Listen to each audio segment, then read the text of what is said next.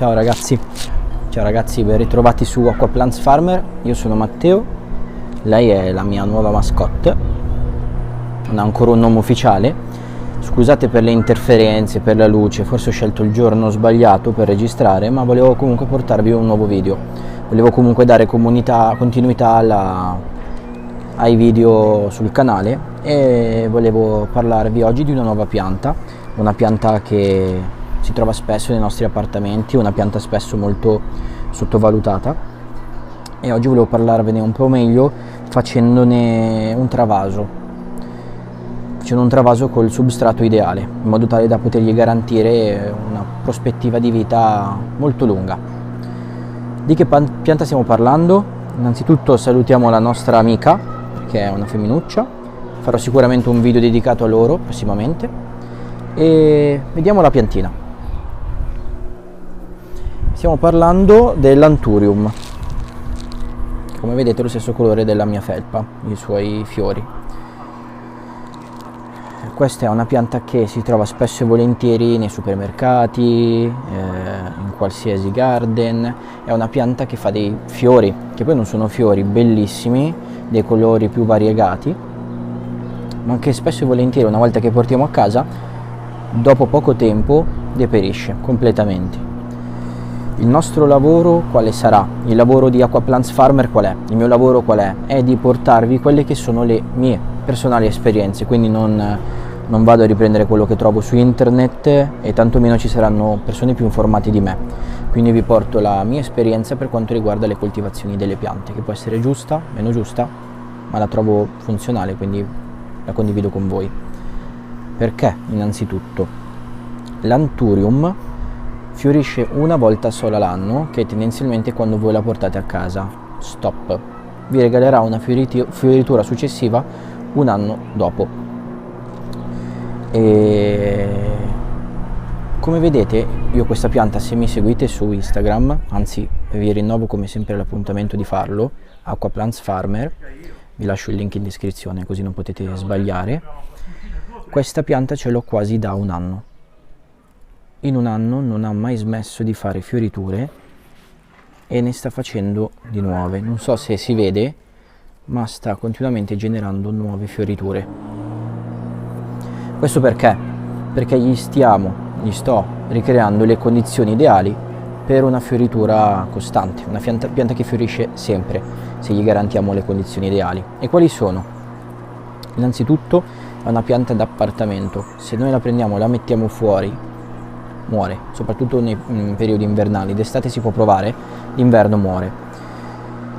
E temperatura, odia gli sbalzi termici, quindi se la continuate a spostare soffrirà molto, quindi da evitare. Ama tanto l'umidità, quindi bisognerà spesso e volentieri nebulizzarla. Più lo fate, meglio è, più vi ringrazierà con queste bellissime fioriture. Ma soprattutto è una pianta che richiede una luce costante, non fortissima, non una luce solare diretta, ma una luminosità diffusa costante, quante più ore possibili. Questo, sommato l'umidità, sommato una buona temperatura, farà sì che la pianta continuerà a generare fiori. Come vedete, quasi a meno foglie che fiori, e il vasetto è minuscolo. Oggi cosa andremo a fare? Come ho chiesto su Instagram, pensavo di portarvi un video su come trapiantare questa pianta regalandogli il substrato ideale. Quando trapiantarla? Tendenzialmente questa è una pianta che va reinvasata ogni 2-3 anni.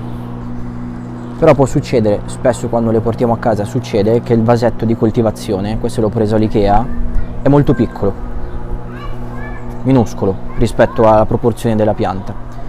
Noi dovremo intervenire a rinvasarlo quando il vasetto sarà pieno di radici. Non so se si vede, spero di sì.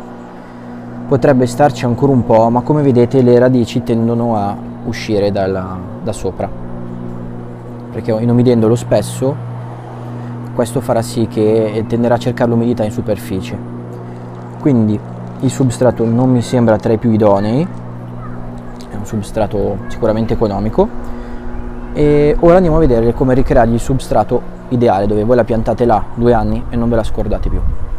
ok? Andiamo a vederlo insieme, seguitemi. Come avevamo fatto con il vaso dell'Anturium, ho l'impianto dei bulbi, vi lascio il box per vederlo. Andiamo a vedere come ricomporre un substrato ideale. Io sono andato a prendermi, questo poi sarà il suo vaso di coltivazione, come vedete è poco più grande rispetto al Mignon che arriva da Ikea.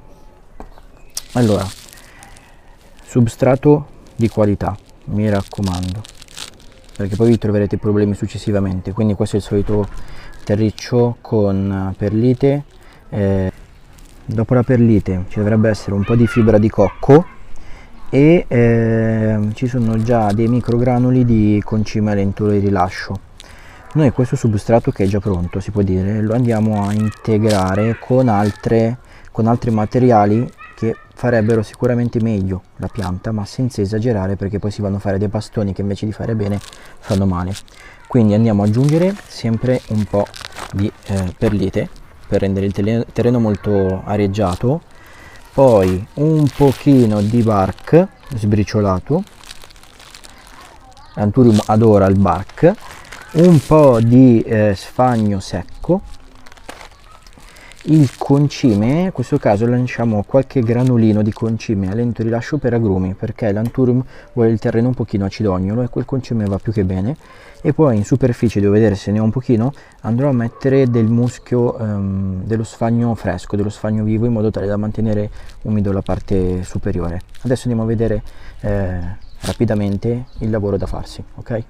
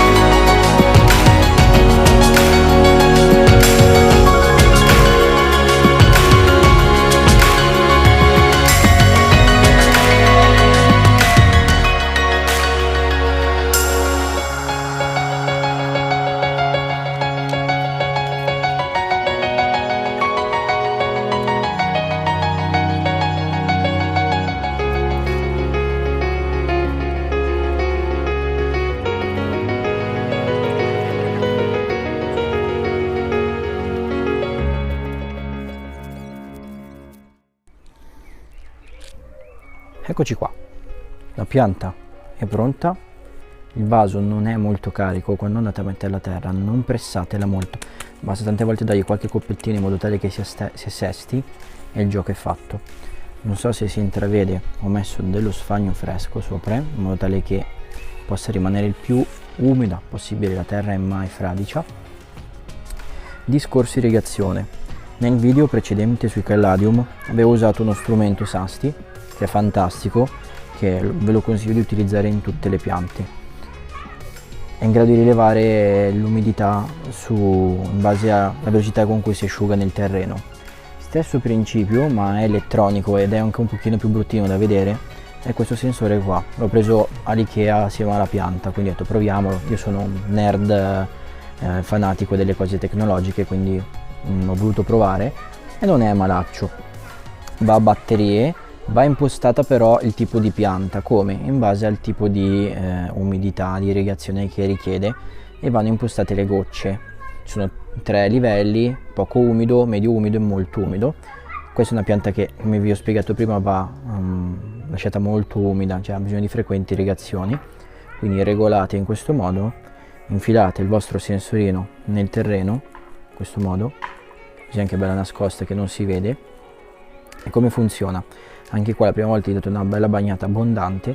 Quando la pianta avrà sete, qua sopra ci sarà una spia LED blu che lampeggerà. In quel caso dovete intervenire, se no orientatevi sempre con il dito. Il metodo del dito è quello più infallibile secondo me, però rimango dell'idea che in Sasti il sensore, quello del video precedente, che vi lascio comunque il link da visionare nel caso, è il prodotto più efficiente, soprattutto per non sbagliare con le irrigazioni, perché è facile poi far morire le piante per troppa irrigazione, quindi marciscenza radicale. Il lavoro è fatto, quindi la pianta ora è nel suo nuovo appartamento, nel suo nuovo vaso. Come vedete ora la pianta è più equilibrata, la parte aerea della parte radicale. Prima avevo veramente un vasetto misero e mi ero accorto che comunque era giunto il momento di cambiargli il substrato perché si asciugava molto velocemente, cioè ogni giorno praticamente la spia mi segnalava che andava bagnato e così non va bene. Quindi è vero che abbiamo creato un terreno leggero, abbiamo dato il bark, lo sfagno per far sì che rimanga più umido, non zuppo, quindi dovrebbe perdurare per più tempo diciamo, tra un'irrigazione e l'altra, le esigenze idriche. Penso di avervi detto tutto. Se avete domande non esitate a scrivermi nei commenti. Sono molto attivo su Instagram con post, storie, mi piace raccontare tutto quello che faccio nella quotidianità. Ho tantissime piante, animali, quindi c'è da divertirsi. La pagina Instagram è Aquapalant Farmer, vi lascio il link in descrizione così direttamente potete andare e seguirmi. E se non l'avete fatto invece il discorso su YouTube, iscrivetevi al canale, attivate la campanellina per non perdervi neanche una guida, neanche un tutorial. È un canale nuovo, quindi ho bisogno che mi incitiate a fare più contenuti e lasciate un mi piace, proprio per questa ragione qua, d'accordo?